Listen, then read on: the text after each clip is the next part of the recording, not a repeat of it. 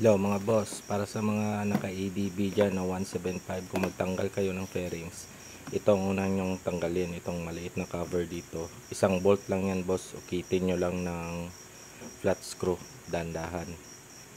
Nakaalin yan. Dyan naman sa, sa kanyang gas tank, 6 na bolt yan. Yan, kunin nyo yan dyan. Tapos dito naman sa harap, yung sa cover ng kanyang susian, 4 lang yung bolt yan. Isa dyan, at isa dyan. At dyan sa may susian banda. So hindi na yan kasali yung bolt dyan sa taas sa may white na fairings. Yun. Dyan yung umpisahan sa taas, ukitin ng flat screw dyan. Dandahan lang para malabas siya. Yan, kaya yan.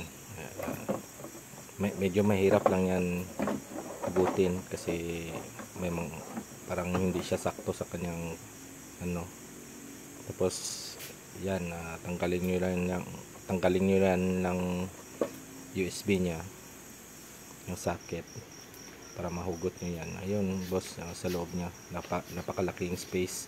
Tapos kung gusto nyo tanggalin doon sa gilid nya, 2 bolt lang yan dyan, yung plastic at yung isang sa ilalim ng plastic, yung yung bakal na bolt, yung stainless pala na bolt.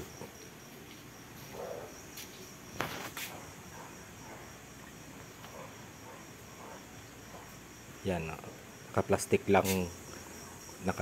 lock lang siya lahat. Yan sa gilid niya, yan plastic na bolt at saka isang stainless na bolt lang tanggalin dyan para mahugot yung gilid niya na fairings. Yan, tingnan na nahugot ko na. Gamitan nyo lang siya ng flat screw para mahugot nyo siya kasi medyo matigas siya, kasi parang nilagyan nila ng pandikit. Dyan kayo magumpisa ng magpuka ng fairings.